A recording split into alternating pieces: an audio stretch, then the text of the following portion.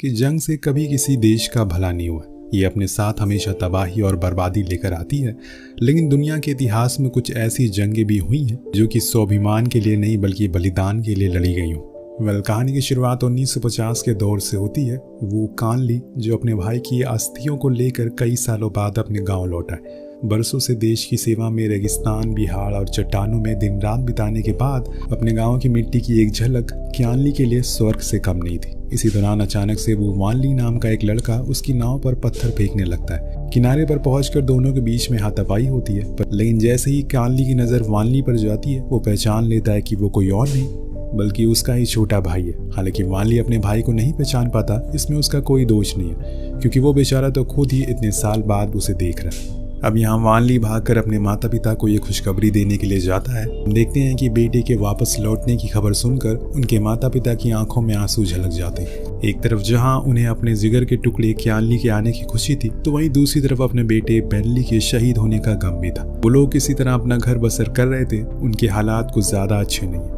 क्यानली अपने माता पिता के घर बनाने के लिए अपने खून पसीने की सारी कमाई सौंप देता है, जिसे देखकर वो काफी खुश होते हैं। लेकिन उनकी ये खुशी ज्यादा देर तक नहीं टिक पाती क्योंकि क्यानली की अब छुट्टियां रद्द हो चुकी हैं। बेचारे माता पिता ने अभी अपने बेटे को चैन से देखा भी नहीं था, उसके साथ चैन से 2 वक्त की सुख दुख बांटा भी नहीं था। अब उसे दोबारा मौत के मुंह में जाना पड़ रहा है। क्यानली सुबह होते ही अपने माता पिता का आशीर्वाद लेकर चलने की तैयारी करता है। इसी बीच भाई वानली भी उसके साथ चलने की जिद करता है, मगर क्यानली उसे ये कहकर मना कर देता है कि अभी वो छोटा है और घर में भी माता पिता की देखभाल के लिए किसी का होना बेहद ज़रूरी है।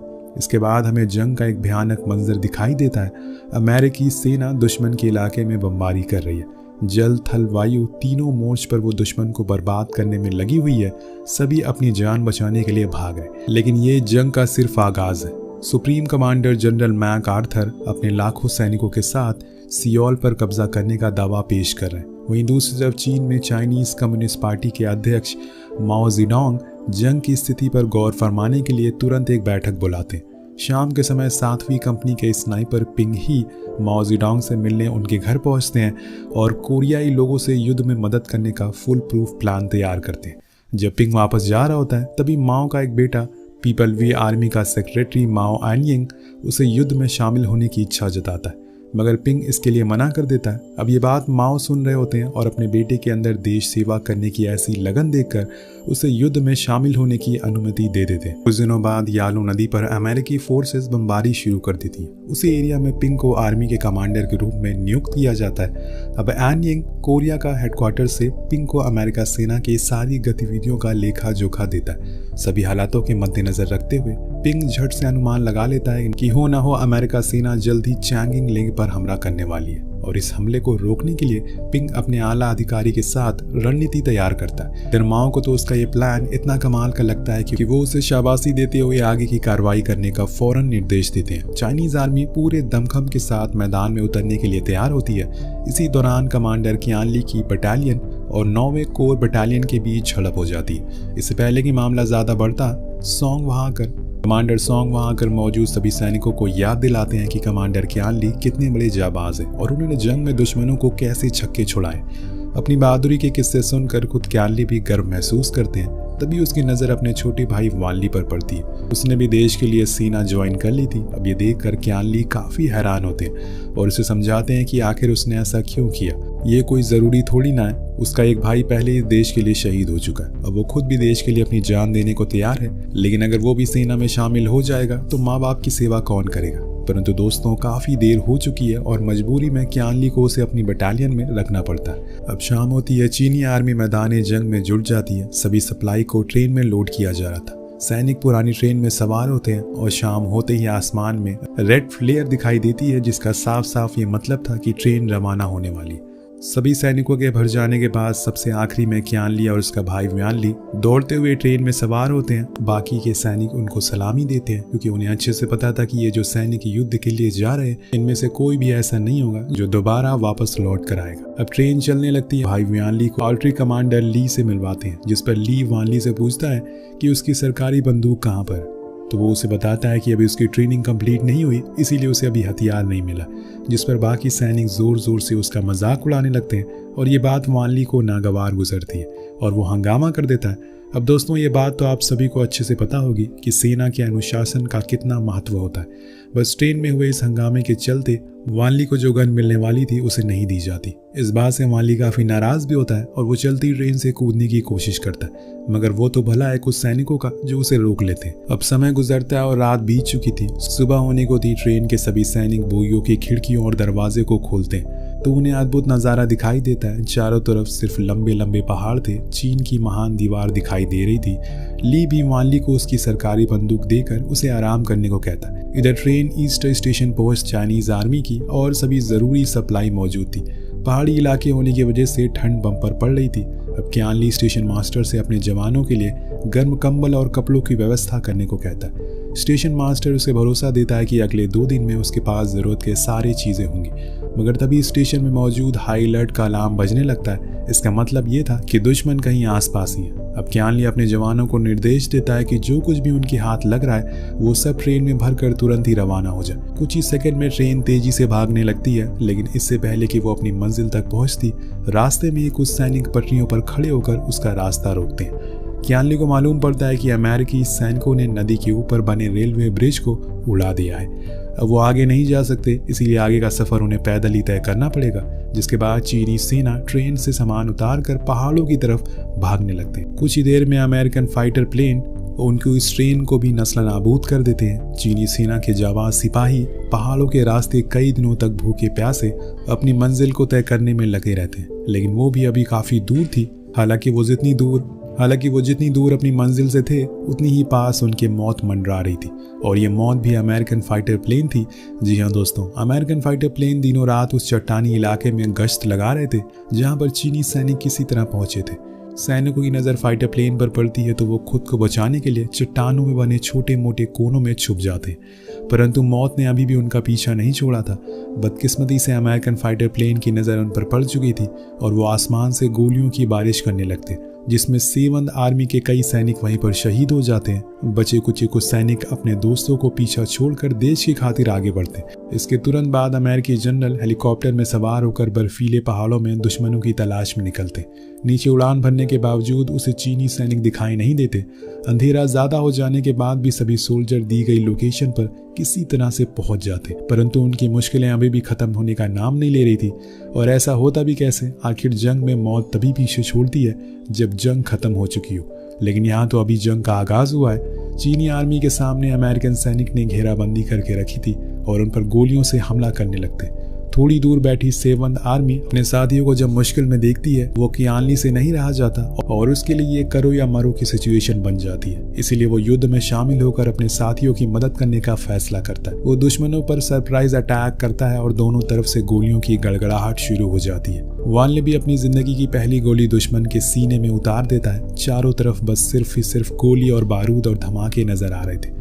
इस भीषण युद्ध में जहां एक तरफ अमेरिकी सैनिक के पास आधुनिक टेक्नोलॉजी और ऑटोमेटिक गन थी, वहीं दूसरी तरफ चीनी सैनिक उनका सामना चट्टान जैसे जिगर से कर रही थी। वो कहीं से भी हार मानने को तैयार नहीं थी। उनका यही जज्बा अमेरिकियों पर भारी पड़ रहा था। कियान ली अपने भाई के साथ आगे बढ़ता है और क्लोज वॉर में उतर जाता है। यहाँ वान ली के हाथों से एक सैनिक मारा जाता है, जिसके बाद चीनी सैनिक एक अमेरिकन टैंक पर कब्जा कर लेते। उसकी टैंक से अमेरिका के बाकी टैंकों को दबा करने लगते हैं। इसी दौरान कुछ अमेरिकी सैनिक 7वीं कंपनी पर पीछे से वार करने की कोशिश करते, मगर उन्हें बिल्कुल भी अंदाजा नहीं था कि चट्टान की ऊंचाई पर मौजूद 8वीं कमांडर ली भी उनकी टुकड़ी के साथ उन्हीं का इंतजार कर रहे। जैसे ही वो लोग आगे बढ़ते हैं, उन सभी का सफाया एक झटके में कर दिया जाता है। आखिरकार रात में चली इस भारी भरकम गोलीबारी के बाद 7th कंपनी अमेरिका की कम्युनिकेशन टावर को उड़ा देती है, जिससे अमेरिका सैनिक के कनेक्शन उनके सीनियर लीडर से टूट जाते और समय रहते उनकी मदद नहीं मिल पाने की वजह से वो सभी के सभी मारे जाते।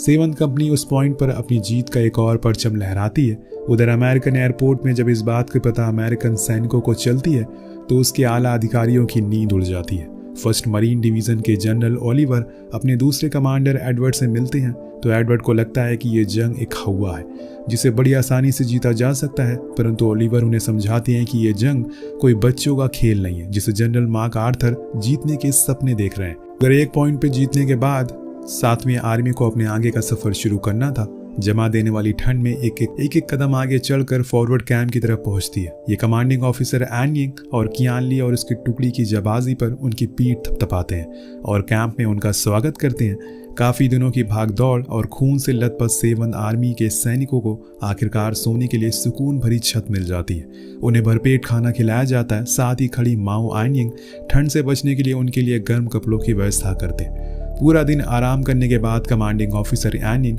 कियान ली को दूसरे मिशन पर जाने का आदेश देते हैं। कियान ली भी अपने ऑफिसर की बात को एक फरमान की तरह सुनकर तुरंत अपनी टुकड़ी को बोरिया बिस्तर समेटकर जल्द से जल्द वहां से निकलने का निर्देश देते हैं। रात होती है। 9th आर्मी के साथ मिलकर बर्फीली हवाओं में आगे बढ़ने का फैसला करती है। आखिरकार उनके पास इसके अलावा कोई विकल्प भी तो नहीं है, क्योंकि दिन में अगर वो पहाड़ की चढ़ाई करने के लिए जाएंगे तो अमेरिकी वायुसेना उन्हें वहीं दफन कर देगी। अब डिफरेंट लाइन की चढ़ाई के आगे बढ़ते हुए अब सभी सैनिक धीरे धीरे थकते जा रहे थे। उनके इस सफर को और भी मुश्किल बना रही थी उनकी पेट में लगने वाली भूख और तन पर पत्थर की तरह चुभती हुई ठंडी हवाएं। फ्रंट लाइन पर आगे बढ़ रहे सैनिकों के पास ठंड को सहन करने के लिए कोई गर्म कपड़े ना होने की बात का पता जब उनके जनरल को चलता है तो वो भी अपने खुद गर्म कपड़े उतार देते हैं और जल्द से जल्द अपने सभी ऑफिसर को उन तक गर्म कपड़े पहुंचाने के लिए कोई रास्ता खोजने की हिदायत देते हैं। इधर दिन ब दिन फ्रंट लाइन पर बढ़ रही चीनी सेना की हालात खस्ता हो रही थी। वहीं दूसरी तरफ अमेरिकी सैनिक लजीज खाने का आनंद उठा रहे थे। जनरल स्मिथ को भी दूर दूर तक कोई दुश्मन नजर नहीं आ रहा था और वो इस खुशी में झूम रहे थे। और इसी दौरान माओ एन यिंग की अगुवाई कर रही टुकड़ी को कुछ अमेरिकी जहाज का संकेत मिलता है, जिसके बाद सभी के बीच अफरा तफरी मच जाती है। सब वहां से शेल्टर की तरफ भागने की कोशिश करते हैं। एन यिंग अपने कुछ अन्य साथियों के साथ उस कमरे की ओर भागते हैं जहां पर उसने जंग का पूरा नक्शा बना कर रखा था। उसे पता था कि यह नक्शा उसके लिए कितना जरूरी है, लेकिन इससे पहले कि वो उस नक्शे को बचा पाते, अमेरिकी वायुसेना ने उस जगह पर हवाई बम फेंक कर मिनटों में उसे कब्रिस्तान बना दिया। इस गोलीबारी में एन यिंग भी शहीद हो जाते हैं और माइयों के लिए अपने बेटे की मृत्यु की खबर सुनना जितना दुखदायक था, उतना ही देश के लिए उसका शहीद होना उनके लिए गर्व की बात। यहाँ मालूम पड़ता है कि लेक चैंगिंग के नजदीक कैंप बना चुकी है और अमेरिका की 31वीं एलिमेंट्री रेजिमेंट, जिसे पोलर बियर के नाम से भी जाना जाता है, वो अब अपने कैंप को आगे की तरफ कहीं शिफ्ट करने की तैयारी कर रही है। उनकी इन गतिविधियों की सारी खबर कियान ली के रेडियो ट्रांसमीटर के जरिए उन तक पहुंच रही है, जिसकी मदद से वो सभी सैनिकों को इसी 31वीं टुकड़ी पर कुछ ही दिन में हमला कर देते हैं। और इस खौफनाक जंग में पहाड़ पर कई दिन की चौड़ी चढ़ाई करने के बाद थके हारे चीनी सैनिक अकेले 3 अमेरिकी सैनिक पर भारी पड़ रहे थे। क्या टैंक और क्या उनकी ऑटोमेटिक बंदूक सबके सब चीनी सैनिकों के सामने लोहा बनकर रह गई थी। ऐसा लग रहा था कि मानो अमेरिकी सैनिक किसी इंसान से नहीं बल्कि चट्टान से लड़ाई कर रहे थे। और आखिर इसमें गलत भी क्या था? जो सैनिक इतनी दिनों से भूखे प्यासे ठंड को मात दे सकते हैं, आखिर उनकी हिम्मत के आगे आराम फरमा रहे इन अमेरिकी सैनिकों की क्या ही हैसियत थी। आमने सामने के इस युद्ध में चीनी सैनिक अमेरिकी सैनिक पर एक एक सेकंड भारी पड़ रही थी। हालात कुछ ऐसे हो जाते हैं कि उनके कर्नल मैकलीन बुरी तरह से घायल हो चुके थे। वैनली कर्नल को मारने के लिए जा रहा था कि तभी कियान ली उसे ऐसा करने से मना कर देता है और युद्ध के नियम का हवाला देता है। कियान ली अपने भाई को समझाता है कि दुश्मन चाहे जैसा भी क्यों ना हो, लेकिन इंसानियत से बढ़कर कुछ नहीं है। आखिर वो भी तो अपने देश के लिए यहाँ तक आए हैं, वरना उनसे हमारी कौन सी दुश्मनी है। इधर अमेरिकी सैनिकों की हालात बद से बदतर हो रही थी।